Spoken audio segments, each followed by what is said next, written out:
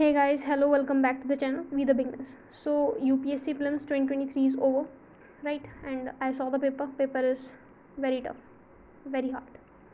बहुत hard paper था और it is one of the hardest paper जो यूपीएससी ने आज तक के कंडक्ट कराया है. You can go through the previous year questions और जिन्होंने तो पेपर दिया है उन्होंने तो डेफिनेट सी बात है काफ़ी अच्छे से पेपर को एनालाइज किया होगा. एनालाइज करने के बाद उसके ऑप्शंस को अच्छे से स्टडी करने के बाद वो ये पेपर देने गए होंगे और जब वो पेपर में बैठे होंगे पेपर देने तो क्वेश्चन देख के बिल्कुल ही अलग सीन क्रिएट हुआ, राइट. सो बहुत ही हार्ड पेपर था और यूपीएससी ने बिल्कुल एलिमिनेशन ट्रिक को एलिमिनेट कर दिया है. ठीक है, प्रॉब्लम इसमें नहीं है कि उन्होंने एलिमिनेशन ट्रिक को एलिमिनेट कर दिया. ऐसा नहीं है कि एलिमिनेशन के थ्रू ही जो एस्पिरेंट्स हैं वो पेपर क्लियर कर रहे थे. They are using their knowledge and on the basis of their knowledge they are eliminating the options and then they were reaching to the answer, right. तो अगर आप एलिमिनेशन हटा दोगे तो ऐसा नहीं है कि पेपर नहीं होगा, पेपर होगा. बट आपने जो ये पेपर कंडक्ट कराया है ये 2023 वाला, क्या ये सीरियसली डुएबल है? लाइक डू यू फील कि एस्पिरेंट्स इसको कर सकते हैं? फॉर एग्जाम्पल जैसे ये आप क्वेश्चन देखो, ये ज्योग्राफी का क्वेश्चन है. तो ज्योग्राफी में ये वाला जो पहला वाला लाइन है ये आपको ज्योग्राफी की जो ड्रेनेज सिस्टम वाला चैप्टर है वहाँ से मिल जाएगा. ठीक है, जो इंडियन फिजिकल एनवायरनमेंट वाली ज्योग्राफी है. नाउ यहाँ पे कह रहा है that Jhelum river passes through Wular lake. चलो ठीक है, एस्पिरेंट्स ने मान लो इसको पढ़ के जाना चाहिए था. ठीक है, अभी कह रहा है Krishna river directly feeds Kolleru lake and meandering of Gandak river formed कन्वर लेक. नाउ जो एस्पिरेंट्स थोड़ा बहुत पढ़ चुके हैं और जिनको आइडिया है ये चीज़ क्या है वो समझ सकते हैं कि कितना डेप्थ में जाके इन्होंने पूछा है, बहुत डेप्थ में जाके. और ये भी बिल्कुल फैक्चुअल चीज़ है, फैक्चुअल चीज़ यानी कि या तो ये फीड करेगी या ये फीड नहीं करेगी. नाउ ये जो मिएंडरिंग है गंडक रिवर की, ये जो है ये कन्वर लेक फॉर्म करेगी या नहीं करेगी, राइट. या तो करेगी या नहीं करेगी, बहुत फैक्चुअल टाइप हो गया. और ये जो झेलम रिवर वाला है हम इसको साइड रख देते हैं क्योंकि ज्योग्राफी में डायरेक्टली है. बट यहाँ पे प्रॉब्लम ये है that we have many river, right. For example Indus river, Ganga river, Brahmaputra river, Godavari. Then हम साउथ रिवर की बात करें तो गोदावरी, कृष्ण, कावेरी, है ना, like that. And then your Narmada, Tapi, बहुत सारी रिवर्स हैं. हम इन रिवर्स को याद करें, ठीक है. इन रिवर्स की फिर हम ट्रिब्यूटरीज को याद करें. यूपीएससी हमसे क्या एक्सपेक्ट कर रहा है, वही एक्सपेक्ट कर रहा है ना. इस क्वेश्चन के थ्रू तो ही समझ में आ रहा है कि पहले इंडस रिवर की जो ट्रिब्यूटरीज हैं झेलम, चेनाब, रावी, सतलज, ब्यास, ये सब हम पहले उसको याद करें. फिर वो जो ट्रिब्यूटरीज हैं वो आगे क्या क्या प्रोसेस में इन्वॉल्व है हम उसको भी याद करें. लाइक हम बहुत डेप्थ में जाते जाएँ और अपने आप को पागल कर लें, राइट. ये तो चीज़ हुई. अब देखो यहाँ पे आंसर क्या, क्वेश्चन क्या पूछ रहा है that how many of the statements given above are correct. तो फॉर एग्जाम्पल ज्योग्राफी की नॉलेज के बेसिस पे मैंने ये पहला वाला ऑप्शन मुझे पता है कि हाँ ठीक है जो झेलम रिवर है वो वुलार लेक से पास होती है, मैंने इसको टिक मान लिया. ठीक है, ये मेरा एक आंसर मेरे को मिल गया कि एक वन स्टेटमेंट तो सही है. लेकिन जो टू स्टेटमेंट्स हैं इन टू स्टेटमेंट्स में तो एक पता होने के बाद भी मुझे ये जो टू स्टेटमेंट्स हैं इन पे तो तुक्का ही मारना पड़ेगा ना. I have to do guessing, guess work करना पड़ेगा. और मेरे पास श्योरिटी होगी नहीं कि मैंने एक आंसर सही, एक क्वेश्चन सही किया है कि नहीं किया है. यहाँ पे या तो एक ही सेंटेंस सही है, दो सही है, तीन सही है ना. अब सपोज़ मान लो मैंने यहाँ पे कर दिया ओनली 2, ठीक है. और एक दूसरा एस्पिरेंट है जो बिल्कुल भी पढ़ के नहीं गया और उसने भी लगा दिया ओनली 2, ठीक है. दोनों ने हमने ओनली 2 लगा दिया है. अब उसने जो ओनली 2 लगाया है वो लगाया है 2 और 3 के रेफरेंस में, वो लगाया है 2 और 3 के रेफरेंस में. और मैंने जो ओनली 2 लगाया है वो लगाया है 1 और 3 के रेफरेंस में, ठीक है. हम और करेक्ट आंसर भी क्या है 1 और 3 वाला ओनली 2 ही है. करेक्ट आंसर भी ओनली 2 ही होता है. यानी कि मैंने जो पढ़ के जाने के बाद एक मेरा सही था, एक मेरे को आता था, एक पे मैंने थोड़ा सा गैस वर्क किया and I reach to the answer only 2. और एक दूसरा जिसने प्योरली तुक्का लगाया, उसको पहले वाले का भी आइडिया नहीं है, दूसरे का भी आइडिया नहीं है, तीसरे का भी आइडिया नहीं है, प्योरली तुक्का लगाया और उसने भी ओनली 2 लगा दिया. भाई दोनों के सही हो गए ना. तो आपने तो जो एस्पिरेंट्स पढ़ के जा रहे हैं, जो सीरियस एस्पिरेंट्स हैं और जो सिर्फ मज़े में पेपर देने जा रहे हैं कि चलो देख के आते हैं क्या है क्या नहीं है, वो एस्पिरेंट्स, आपने उन दोनों को सेम लेवल पे ला के खड़ा कर दिया. जबकि आपको ऐसा नहीं करना चाहिए था. आपको किसके बीच में लेवल प्लेइंग ग्राउंड बनाना चाहिए था?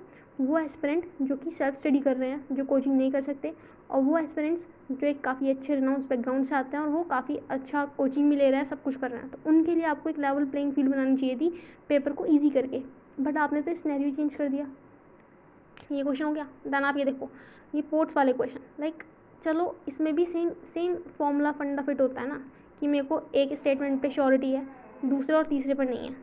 अब दूसरे और तीसरे पर नहीं है नाउ, अब यहाँ पे भी मेरे को गैसिंग ही करनी पड़ेगी ना। मतलब मेरे को कुछ मतलब पढ़ के जाने के बाद भी कोई क्वेश्चन ऐसा हो ही नहीं सकता जिसको मैं शॉर्टली टिक करके आऊँ। मतलब मेरे को ज़्यादा से ज़्यादा एक ऑप्शन पे, आज से पहले भी तो ऐसे ही होता था ना, जो एस्पिरेंट सेलेक्ट भी हुए हैं, जो आज के टाइम पे IAS IPS सर्व कर रहे हैं, उनको भी तो सारे ऑप्शंस पे क्लैरिटी थोड़ी होती थी। They also use the elimination trick.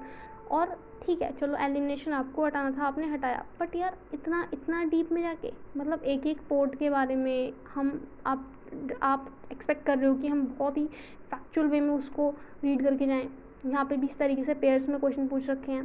Then चलो ये तो आपका NCERT से डुएबल है, ठीक है। डेसिडियस फॉरेस्ट की स्पीसीज पूछी हुई है कि इनमें से कौन कौन सी है, ठीक है। अब यहाँ पे उसके अलावा आप देखो, ये वाला क्वेश्चन देखो, एक ये होम गार्ड वाला क्वेश्चन आज तक कभी, मतलब इस हम जो पेपर देते हैं जनरली जो गाइड किया जाता है वो ऐसे किया जाता है कि जो आपके प्रीवियस ईयर क्वेश्चंस हैं उसको एक गाइड समझ के we have to find out the themes कि कौन सी थीम से UPSC क्वेश्चन पूछ रहा है। वहाँ से हम कुछ इंपॉर्टेंट थीम्स को एनालाइज करते हैं और उनके ऑप्शंस को भी बहुत अच्छे से स्टडी करके जाते हैं, सो दैट अगले दिन को अगर ऑप्शन में से कोई क्वेश्चन बन गया तो we can do that question. But यहाँ पे होम गार्ड जैसा एक क्वेश्चन आना, उसके बाद आप ये एक्ट्स के ऊपर, अलग अलग एक्ट्स के ऊपर आप क्वेश्चन लेके आ रहे हो, उनकी स्टेटमेंट बना के, मतलब जो इस फील्ड से रिलेटेड भी है ना, अगर उनसे भी उनके पास भी जाए ना, तो जैसे अगर लॉयर्स के पास भी जाएँ कि सर ये एक्ट्स हैं, ये एक्ट्स किन किन मैटर से डील करते हैं, तो they also need to take a reference book. उनको भी एक हेल्प लेनी पड़ेगी रेफरेंस बुक की, then only they can reach the answer. तो इस तरीके का इतना डेप्थ में क्वेश्चन पेपर बनाना, I don't think that it is doable, और काफ़ी गलत है ये पेपर। एस्पिरेंट्स जो सीरियसली जिन्होंने 1 साल 2 साल तैयारी कर रहे हैं और जिनका ये लास्ट अटैम्प्ट था, थिंक अबाउट दूस जिनका ये लास्ट अटैम्प्ट था, उनका क्या हुआ होगा। मतलब it's very very hard paper and doable ही नहीं था। हार्ड तो छोड़ो, एक अलग बात होती है, लेकिन एक होता है डुएबल होना। ये पेपर डुएबल ही नहीं था। सब तुक्केबाज का सिलेक्शन होगा इसमें, जो तुक्के मार के आएंगे वो लोग। भाई लक की बात है, लक वाला चीज़ बन गई यहाँ पे कि आपका लक है तो आप पेपर क्लियर कर लोगे, और नहीं है तो नहीं कर पाओगे। देन अब ऐसा पेपर देख के जो एस्पिरेंट्स 2024 की प्रिपरेशन करने का सोच रहे हैं, अब वो सोच रहे हैं कि ऐसा पेपर इतना हार्ड है तो कोचिंग की हेल्प लेनी पड़ेगी हमसे, सेल्फ स्टडी। मतलब सेल्फ स्टडी वालों को तो एक काफ़ी ज़्यादा डिलेमा हुआ है ना ये पेपर देख के, कि शायद इस ऐसे पेपर को निकालने के लिए कुछ एक्स्ट्रा ही करना पड़ता है, फिर कुछ एक्स्ट्रा माइंड लोग ही चाहिए होते हैं। तो कोचिंग डिलेमा हो रहा है बच्चों में। बट आई थिंक दैट सिर्फ एक पेपर को देख के you should not decide that कि आपको कोचिंग करनी है कि नहीं करनी है, क्योंकि कोचिंग वालों का रिएक्शन भी अगर आप देखोगे तो इट इज़ ऑल्सो सेम। वो भी एक्सपेक्ट नहीं कर रहे थे कि ऐसा कुछ होगा। तो आई से दैट अभी आप अपनी सेल्फ स्टडी पे स्टिक रहो, और थोड़ा सा ये जो इसकी आंसर की आने वाली है, आई मीन आंसर की नहीं, जो एक कट ऑफ वगैरह निकालने वाले हैं UPSC वाले, रिजल्ट देने वाले हैं बेसिक टिप्री का, तब तक की वेट करो, देखो कट ऑफ लो जाती है कि नहीं जाती है उसके बाद, और देन एनालाइज इट। ओके, अभी आप डिस्कस द पेपर, कैसा पेपर था। Now what should we do now, अब हमें क्या करना चाहिए। 2 कैटेगरी के पीपल हैं। एक, अच्छा सी सेट कितना कितना कितना बेकार पेपर बनाया, मतलब बहुत हाई लेवल का। मतलब वहाँ पे आप सिलेबस में देखोगे तो सिलेबस में लिखा हुआ है जो मैथ्स एप्टीट्यूड वगैरह वाला पोर्शन है वो क्लास 10th लेवल का है। भाई मुझे 10th में तो ऐसा कुछ पढ़ाया नहीं गया जिस तरीके के क्वेश्चन UPSC ने फ्रेम कर रखे हैं। मुझे नहीं पता है कौन सी कंट्री के कौन से क्लास 10th के सिलेबस की बात कर रहे थे फिर। तो सी सेट भी उन्होंने मतलब बिल्कुल ही, मतलब आप ऐसे बच्चे का सोचो जो एक विलेज एरिया से आ रहा है, अंडर प्रिविलेज्ड है, क्या फिर कहाँ की इक्वालिटी ऑफ अपॉर्चुनिटी रह गई। आपने उसको पहले ही ना उसके बैकग्राउंड की वजह से एलिमिनेट कर दिया इस तरीके का पेपर बना के।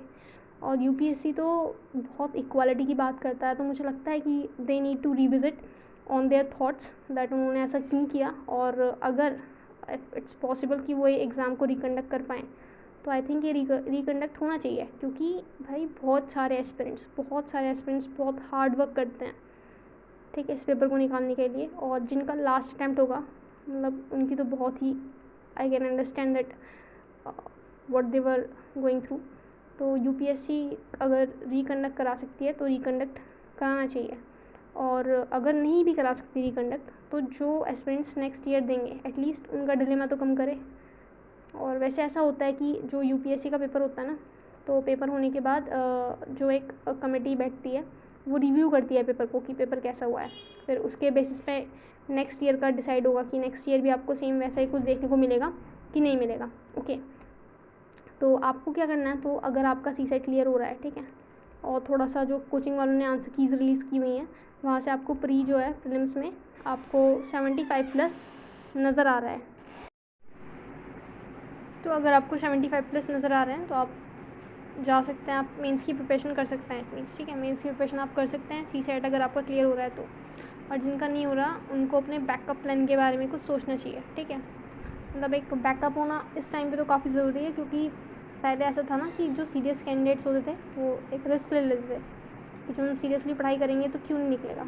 लेकिन ऐसा पेपर देख के तो भाई हार्ड वर्क से ज़्यादा जहाँ पे लक मैटर कर रहा है तो वहाँ पे तो फिर आपको बैकअप के बारे में सोचना पड़ेगा। और बैकअप का मतलब कोई और गवर्नमेंट एग्ज़ाम तो नहीं होता है, तो आप कोई ठीक ठाक सा कोर्स जो कि टेक्निकल हो आप उसको परस्यू कर सकते हैं। ओके, और प्रीलिम्स जो है वी नो दैट ये गेटवे होता है मेंस के लिए, है ना। यहीं से अगर तुक्केबाज सिलेक्ट होंगे तो आगे जाके वो जो तुक्केबाज है वही हमारे ऑफिसर्स बनेंगे।